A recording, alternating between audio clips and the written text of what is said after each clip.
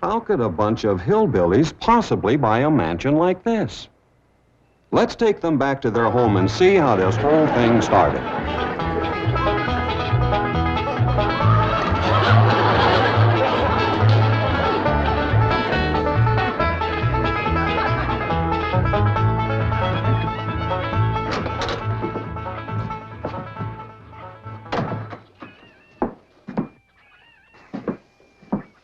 Jed, you gotta do something about that young'un of yourn.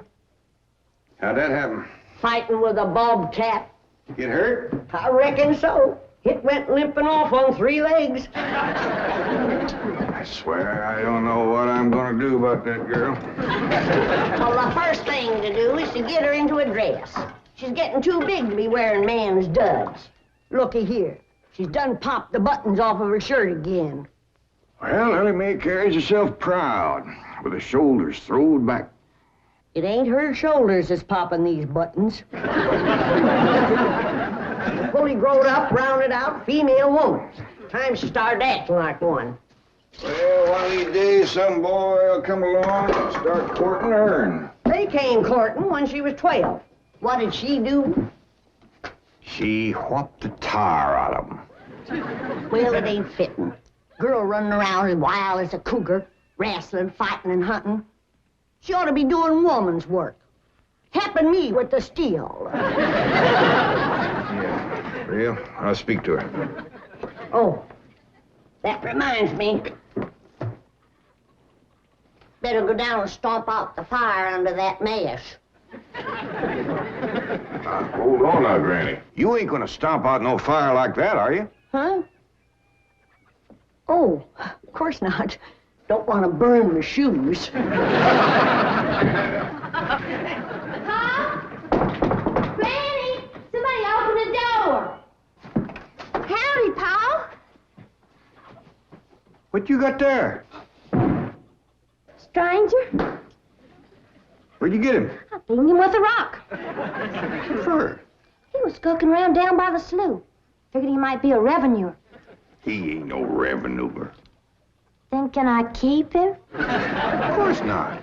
Well, I caught him. Don't matter. Well, he won't be no trouble. I could keep him out in the smokehouse. Ellie Mae, you can't keep people like they were dogs and cats. Ooh, ooh, ooh, ow, ooh, that hurts.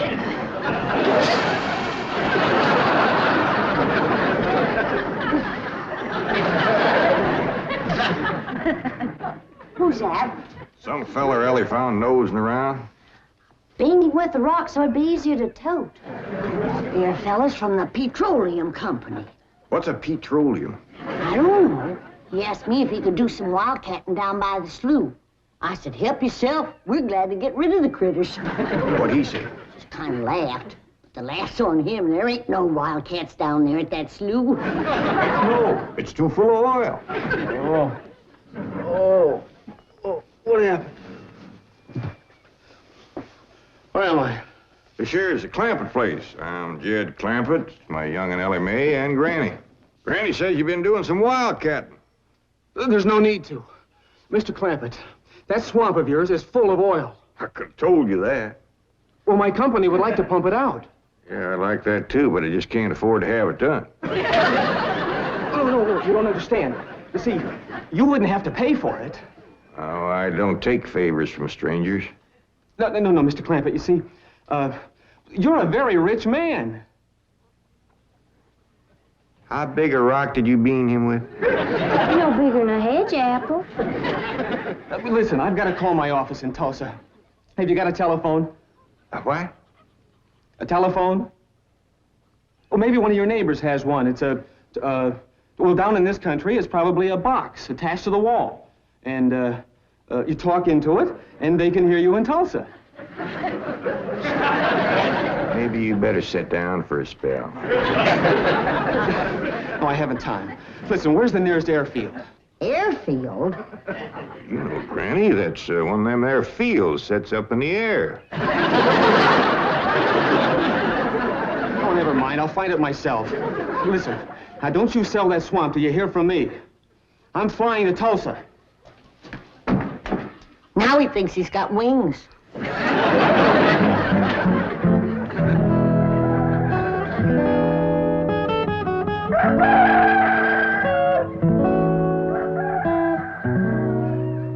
Morning, Granny. Watch them buttons, child. Granny! Them pigs of yours got into the corn.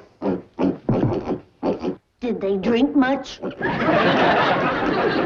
I reckon they did. This here little fellow was kicking blue blazes out of the mule. That's the trouble with razorbacks. They such a mean drunk.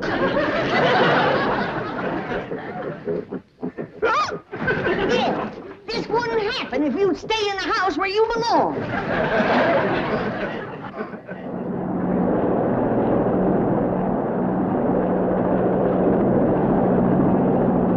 There it is, Mr. Brewster. On the tests and surveys, I'd say that's going to be one of the richest pools since East Texas. News like this is bound to get out. Let's go down and get Clampetts' name on a deal. Where's the gun? Where's the gun? Oh, there. What's the matter? You want to see what just flew over Blueberry Ridge? What? The dad-blamedest biggest bird you ever laid eyes on. Probably just an overgrown chicken hawk. Chicken hawk, nothing. That thing could make off with a hog. Hurry up, put that gun together. No room to land near the cabin, Mr. Brewster. It's too rocky and hilly. Then let's get the sling ready to be lowered. Well, Mr. Brewster, that might be dangerous. Hang the danger. We're going to be the first oil company down there if it kills you. Me? Don't worry. If it's safe, I'll follow you. Granny, I see it. Here it is. Land of mercy, look at that. What you doing, Granny? That thing's only got one claw, but danged if it ain't grabbed up a man. Hurry, Po, it's my stranger. Where is it? Just flew over the house. I'll get it on t'other side.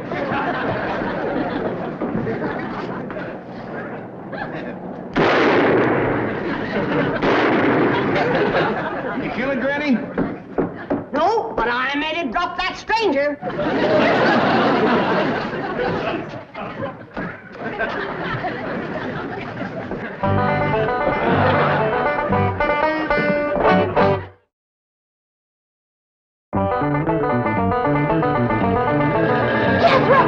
Stop this thing!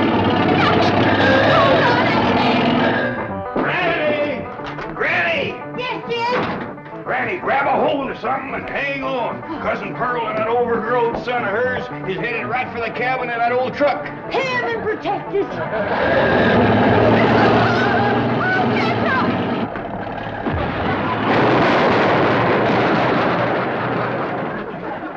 Did they hit us, Jed? No, but I think they sure want the chicken house. Oh, Jed, I'm sure sorry about the chicken house, but nobody got hurt. Jethro, I told you to get rid of them worn-out brakes. I did, Ma.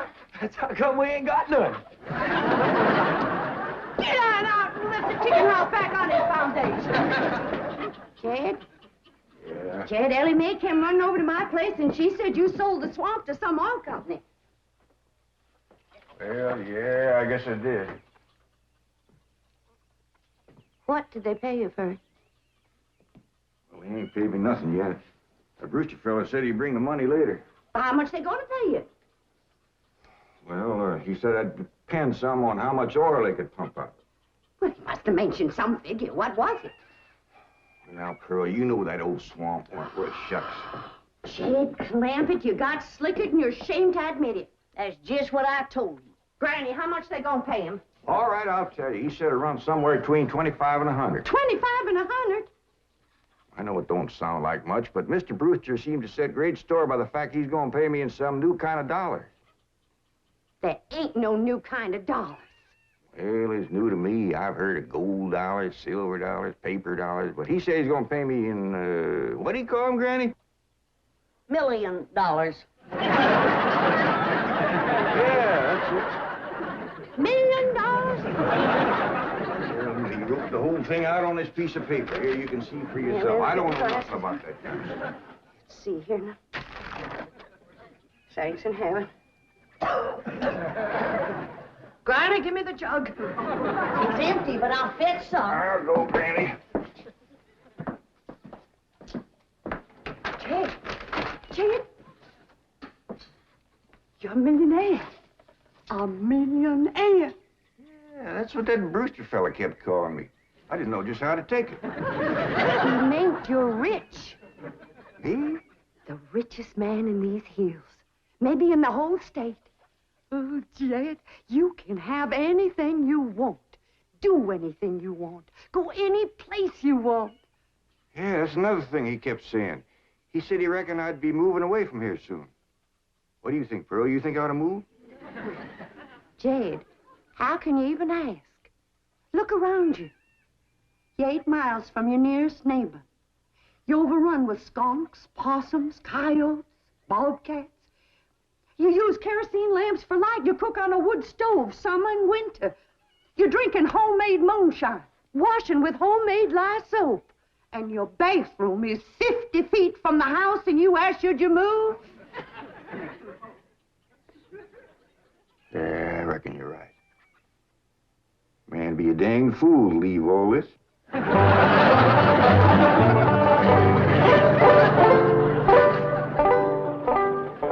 Oh, there you are, Jed. You misunderstood me. I meant you should move away. And you know where I'd go if I was you? Where? California. California? Yes, sir. Beverly Hills, California.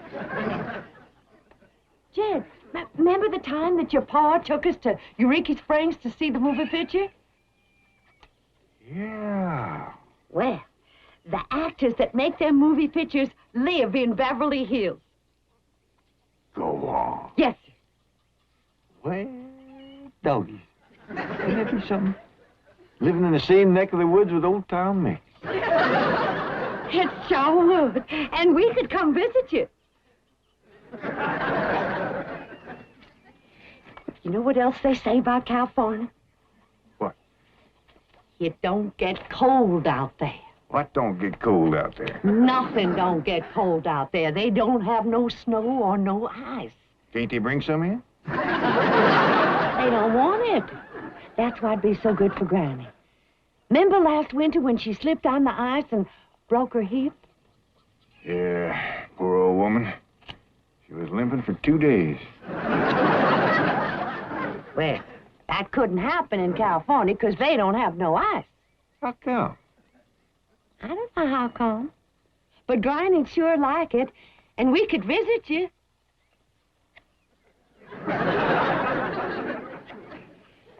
You know what else they say about California? Maybe Jethro'd know how come there's no ice. He's going to school. We could ask him. Jethro! Yeah, Ma. Come on over here. Speaking of school, Ellie Mae could get herself a fine education out there in Beverly Hills. Yeah, Ma? Your rich uncle's got a question he'd like to ask you. What rich uncle, Ma? Your rich Uncle Jade. Jethro? How come there's no ice in California?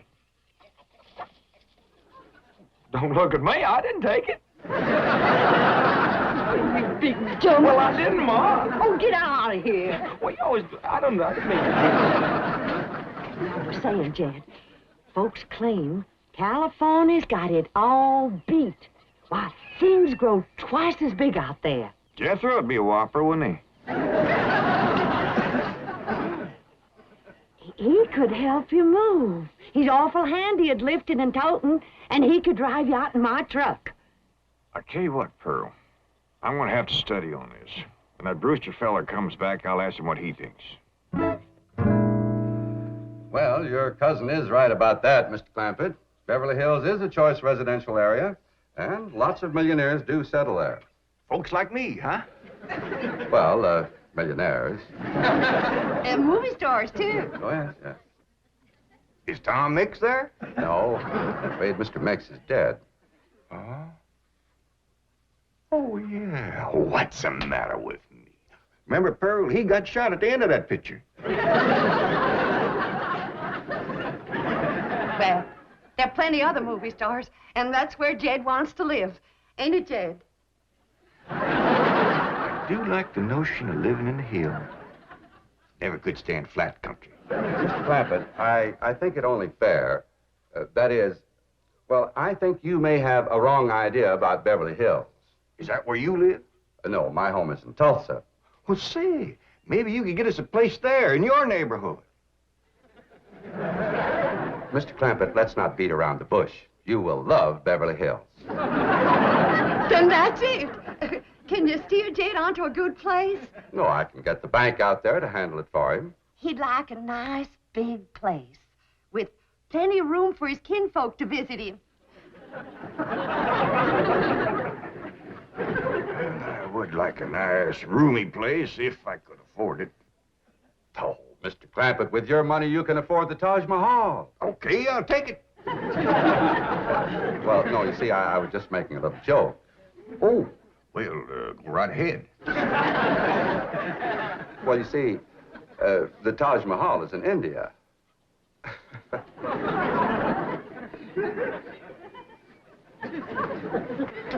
Mr. Brewster, you're a nice fella, but I've heard better jokes. Is the foreigner staying to supper?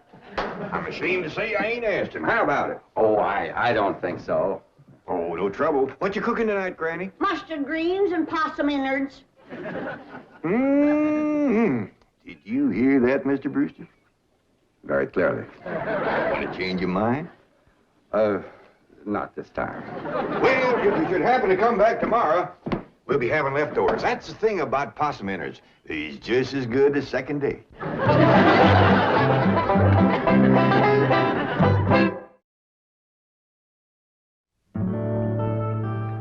Ellie, if old Duke sits there with you, there ain't gonna be room for Granny. Oh, that's all right, Paul. Granny ain't going. Who says she ain't? She says she ain't. That's right, Uncle Jed. She's a sitting on the back porch in her rocker, and she says that's as close to California as you're gonna get her. We'll see about that. Dang if I ain't got me the muliest women folk.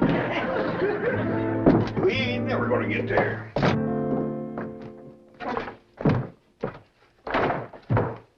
Now, what's all this nonsense about you ain't going to California?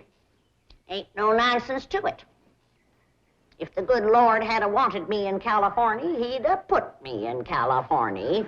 Maybe he's just getting around to it. The book says he moves in mysterious ways. Well, if he moves me, I'll go. But you and Big Jethro ain't a budging me. Granny, this here Beverly Hills sounds like the kind of place you'd like. That Brewster fella says they got smogs out there. What's a smog? Well, me and Jethro figured out that's a small hog. And you heard what Pearl said. It ain't got no snow out there. You could run your still the year round. Run it the year round here. Yeah, but walking down through the snow to the still always makes you feel so miserable. I might feel miserable walking down, but the way I feels coming back makes up for it. Hey, damn it, Granny. We've been planning and talking about this trip for days. You never said you wouldn't go. Never said I wouldn't either. But that Brewster feller has bought us a house in them Beverly Hills. He sent our $25 million to the bank out there. Well, you just chase on out after it. I'm staying right here. And I ain't afeared neither. Granny, I ain't leaving you here alone. And I ain't a budging out of this rocker.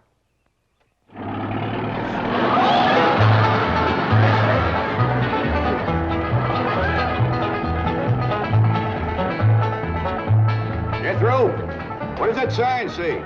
It says Beverly Hills. You hear that, Granny? We're there. They call them hills?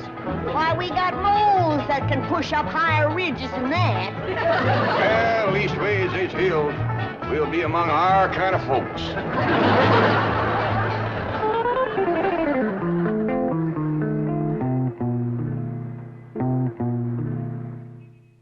This deposit of $25 million to the account of J.D. Clampett. J.D.? As in Rockefeller. Elevates us to third position in capital assets and assures our bank of... Come in. Oh, I'm sorry to interrupt, Mr. Drysdale. All right, Taylor. Well, are we all set to give the Clampetts a red carpet reception? Well, I'm afraid Mrs. Drysdale still isn't too happy, sir. Yes, I know. Oh, my wife is very upset that I got the estate next to ours for the Clampetts. Says I don't even know what kind of people they are. Do you? I know to the dollar what kind of people they are. They're my kind of people. Loaded. Taylor, have the gardeners got the grounds in order? Yes, sir. But I'm afraid that's another thing your wife is upset about. Oh? Well, you see, your gardeners have been working on their lawn all week. Why, they've mowed it, trimmed it, fed it, clipped it. I don't care if they lather it and shave it. This is the most beautiful mansion in Beverly Hills. I want every square inch of ground within those walls in apple pie... Oh. Yes? Oh, hello, Margaret. No, dear, I'm very What? For good heavens, did you call the police? I'll be right there. What happened? The Clampett estate is being invaded by a band of outlaws. Invaded? Yes, they're holding the gardeners at gunpoint.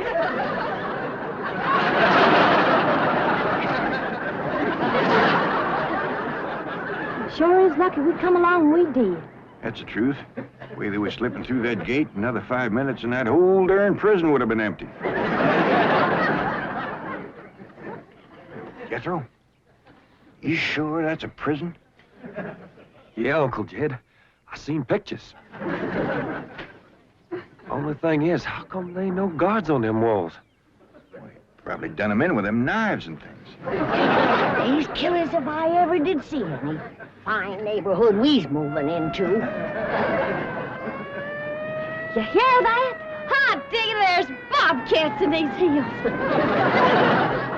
I'm sorry. Somebody's calling the law. I reckon they's gonna be mighty grateful for what we done. Folks out here has got a strange way of showing they're grateful. You've locked up one of the richest men in the country.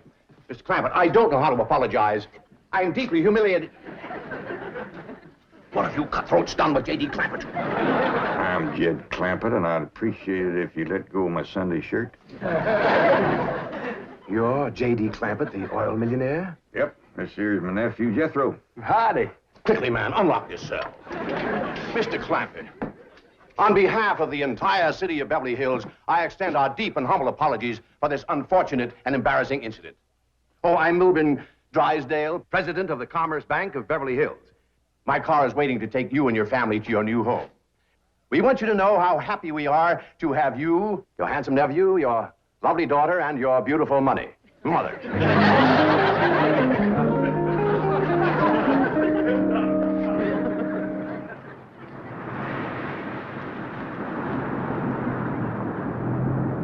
Wait a minute! Stop this car! Mr. Drysdale, you tricked us. You just took us out of jail so you could bring us back up here to prison. Head for the hills, everybody! No, wait! Come back! It's not a prison, it's your home! Now, wait! Mr. Clampett, listen to me! Wait! Come back!